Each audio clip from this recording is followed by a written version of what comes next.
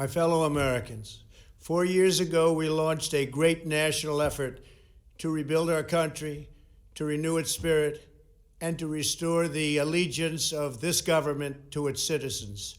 In short, we embarked on a mission to make America great again for all Americans. As I conclude my term as the 45th President of the United States, I stand before you truly proud of what we have achieved together. We did what we came here to do, and so much more. This week, we inaugurate a new administration and pray for its success in keeping America safe and prosperous. We extend our best wishes, and we also want them to have luck, a very important word. I'd like to begin by thanking just a few of the amazing people who made our remarkable journey possible. First, let me express my overwhelming gratitude for the love and support of our spectacular First Lady, Melania. Let me also share my deepest appreciation to my daughter Ivanka, my son-in-law Jared, and to Barron, Don, Eric, Tiffany, and Lara. You fill my world with light and with joy. I also want to thank Vice President Mike Pence, his wonderful wife Karen, and the entire Pence family. Thank you as well to my Chief of Staff, Mark Meadows, the dedicated members of the White House staff, and the cabinet, and all of the incredible people across our administration who poured out their heart and soul to fight for America. I also want to take a moment to thank a truly exceptional group of people. The United States Secret Service. My family and I will forever be in your debt. My profound gratitude as well to everyone in the White House Military Office, the teams of Marine One and Air Force One, every member of the armed forces, and state and local law enforcement all across our country. Most of all, I want to thank the American people. To serve as your president has been an honor beyond description. Thank you for this extraordinary privilege, and that's what it is, a great privilege and a great honor. We must never forget that while Americans will always have our disagreements, we are a nation of incredible, decent, faithful, and peace-loving citizens who all want our country to thrive and flourish and be very, very successful and good. We are a truly magnificent nation. All Americans were horrified by the assault on our Capitol. Political violence is an attack on everything we cherish as Americans. It can never be tolerated. Now more than ever, we must unify around our shared values and rise above the partisan rancor and forge our common destiny. 4 years ago, I came to Washington as the only true outsider ever to win the presidency. I had not spent my career as a politician, but as a builder looking at open skylines and imagining infinite possibilities. I ran for president because I knew there were towering new summits for America just waiting to be scaled. I knew the potential for our nation was boundless as long as we put America first. So I left behind my former life and stepped into a very difficult arena, but an arena nevertheless with all sorts of potential if properly done. America had given me so much, and I wanted to give something back. Together with millions of hardworking patriots across this land, we built the greatest political movement in the history of our country. We also built the greatest economy in the history of the world. It was about America first because we all wanted to make America great again. We restored the principle that a nation exists to serve its citizens. Our agenda was not about right or left. It wasn't about Republican or Democrat, but about the good of a nation, and that means the whole nation. With the support and prayers of the American people, we achieved more than anyone thought possible. Nobody thought we could even come close. We passed the largest package of tax cuts and reforms in American history. We slashed more job-killing regulations than any administration had ever done before. We fixed our broken trade deals, withdrew from the horrible Trans-Pacific Partnership and the impossible Paris Climate Accord, renegotiated the one-sided South Korea deal, and we replaced NAFTA with the groundbreaking USMCA. That's Mexico and Canada, a deal that's worked out very, very well. Also, and very importantly, we imposed historic and monumental tariffs on China, made a great new deal with China. But before the ink was even dry, we and the whole world got hit with the China virus. Our trade relationship was rapidly changing. Billions and billions of dollars were pouring into the U.S., but the virus forced us to go in a different direction. The whole world suffered, but America outperformed other countries economically because of our incredible economy and the economy that we built. Without the foundations and footings, it wouldn't have worked out this way. We wouldn't have some of the best numbers we've ever had. We also unlocked our energy resources and became the world's #1 producer of oil and natural gas, by far. Powered by these policies, we built the greatest economy in the history of the world. We reignited America's job creation and achieved record low unemployment for African Americans, Hispanic Americans, Asian Americans, women, almost everyone. Income soared, wages boomed, the American dream was restored, and millions were lifted from poverty in just a few short years. It was a miracle. The stock market set one record after another, with 148 stock market highs during this short period of time, and boosted the retirements and pensions of hardworking citizens all across our nation. 401ks are at a level they've never been at before. We've never seen numbers like we've seen, and that's before the pandemic and after the pandemic. We rebuilt the American manufacturing base, opened up thousands of new factories, and brought back the beautiful phrase, made in the USA. To make life better for working families, we doubled the child tax credit and signed the largest ever expansion of funding for child care and development. We joined with the private sector to secure commitments to train more than 16 million American workers for the jobs of tomorrow. When our nation was hit with the terrible pandemic, we produced not one, but 2 vaccines with record-breaking speed, and more will quickly follow. They said it couldn't be done, but we did it. They called it a medical miracle, and that's what they're calling it right now, a medical miracle. Another administration would have taken 3, 4, 5, maybe even up to 10 years to develop a vaccine. We did it in 9 months. We grieve for every life lost, and we pledge in their memory to wipe out this horrible pandemic once and for all. When the virus took its brutal toll on the world's economy, we launched the fastest economic recovery our country has ever seen. We passed nearly $4 trillion in economic relief, saved or supported over 50 million jobs, and slashed the unemployment rate in half. These are numbers that our country has never seen before. We created choice and transparency in healthcare, stood up to Big Pharma in so many ways, but especially in our effort to get favored nations clauses added, which will give us the lowest prescription drug prices anywhere in the world. We passed VA choice, VA accountability, right to try, and landmark criminal justice reform. We confirmed 3 new justices of the United States Supreme Court.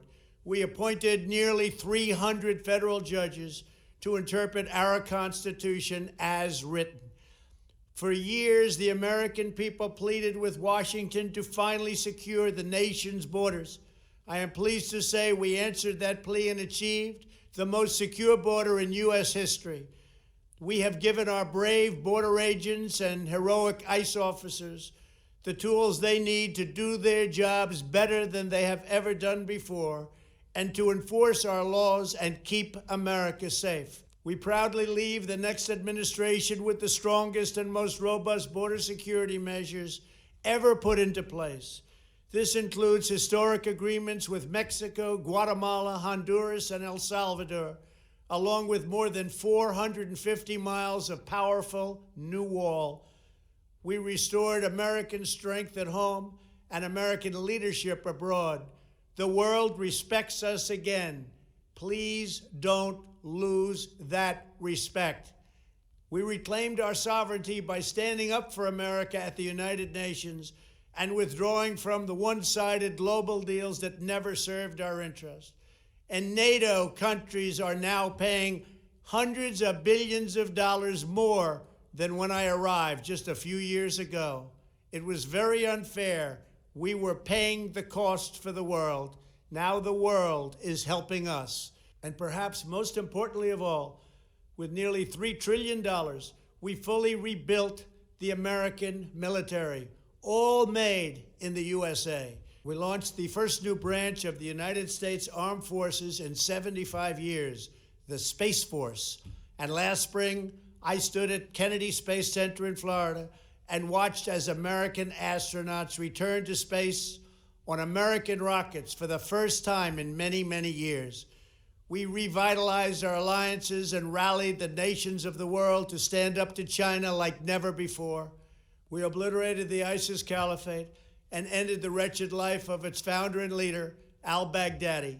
We stood up to the oppressive Iranian regime and killed the world's top terrorist, Iranian butcher Qasem Soleimani.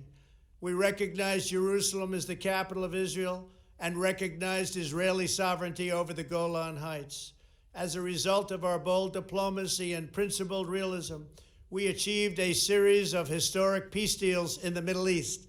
Nobody believed it could happen. The Abraham Accords opened the doors to a future of peace and harmony, not violence and bloodshed. It is the dawn of a new Middle East, and we are bringing our soldiers home. I am especially proud to be the first president in decades who has started no new wars. Above all, we have reasserted the sacred idea that in America, the government answers to the people. Our guiding light, our North Star, our unwavering conviction has been that we are here to serve the noble, everyday citizens of America. Our allegiance is not to the special interests, corporations, or global entities. It's to our children, our citizens, and to our nation itself. As president, my top priority, my constant concern, has always been the best interests of American workers and American families. I did not seek the easiest course. By far, it was actually the most difficult. I did not seek the path that would get the least criticism. I took on the tough battles, the hardest fights, the most difficult choices, because that's what you elected me to do. Your needs were my first and last unyielding focus. This, I hope, will be our greatest legacy. Together, we put the American people back in charge of our country. We restored self-government. We restored the idea that in America, no one is forgotten because everyone matters and everyone has a voice. We fought for the principle that every citizen is entitled to equal dignity, equal treatment, and equal rights because we are all made equal by God. Everyone is entitled to be treated with respect, to have their voice heard, and to have their government listen. You are loyal to your country, and my administration was always loyal to you. We worked to build a country in which every citizen could find a great job and support their wonderful families. We fought for the communities where every American could be safe and schools where every child could learn. We promoted a culture where our laws would be upheld, our heroes honored, our history preserved, and law-abiding citizens are never taken for granted. Americans should take tremendous satisfaction in all that we have achieved together. It's incredible. Now, as I leave the White House, I have been reflecting on the dangers that threaten the priceless inheritance we all share. As the world's most powerful nation, America faces constant threats and challenges from abroad. But the greatest danger we face is a loss of confidence in ourselves, a loss of confidence in our national greatness. A nation is only as strong as its spirit. We are only as dynamic as our pride. We are only as vibrant as the faith that beats in the hearts of our people. No nation can long thrive that loses faith in its own values, history, and heroes, for these are the very sources of our unity and our vitality. What has always allowed America to prevail and triumph over the great challenges of the past has been an unyielding and unashamed conviction in the nobility of our country and its unique purpose in history. We must never lose this conviction. We must never forsake our belief in America. The key to national greatness lies in sustaining and instilling our shared national identity. That means focusing on what we have in common, the heritage that we all share. At the center of this heritage is also a robust belief in free expression, free speech, and open debate. Only if we forget who we are and how we got here could we ever allow political censorship and blacklisting to take place in America. It's not even thinkable. Shutting down free and open debate violates our core values and most enduring traditions. In America, we don't insist on absolute conformity or enforce rigid orthodoxies and punitive speech codes. We just don't do that. America is not a timid nation of tame souls who need to be sheltered and protected from those with whom we disagree. That's not who we are. It will never be who we are. For nearly 250 years, in the face of every challenge, Americans have always summoned our unmatched courage, confidence, and fierce independence. These are the miraculous traits that once led millions of everyday citizens to set out across a wild continent and carve out a new life in the Great West. It was the same profound love of our God-given freedom that willed our soldiers into battle and our astronauts into space. As I think back on the past 4 years, one image rises in my mind above all others. Whenever I traveled all along the motorcade route, there were thousands and thousands of people. They came out with their families so that they could stand as we passed and proudly wave our great American flag. It never failed to deeply move me. I knew that they did not just come out to show their support of me. They came out to show me their support and love for our country. This is a republic of proud citizens who are united by our common conviction that America is the greatest nation in all of history.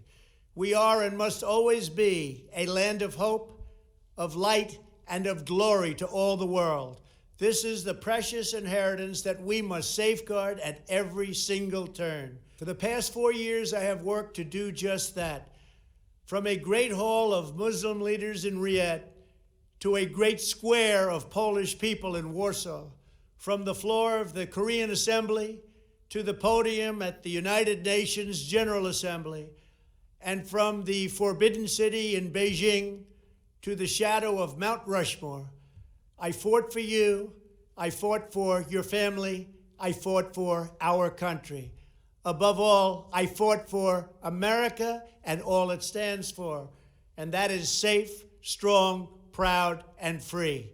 Now, as I prepare to hand power over to a new administration at noon on Wednesday, I want you to know that the movement we started is only just beginning. There's never been anything like it. The belief that a nation must serve its citizens will not dwindle, but instead only grow stronger by the day. As long as the American people hold in their hearts deep and devoted love of country, then there is nothing that this nation cannot achieve. Our communities will flourish, our people will be prosperous, our traditions will be cherished, our faith will be strong, and our future will be brighter than ever before. I go from this majestic place with a loyal and joyful heart, an optimistic spirit, and a supreme confidence that for our country and for our children, the best is yet to come. Thank you and farewell. God bless you. God bless the United States of America.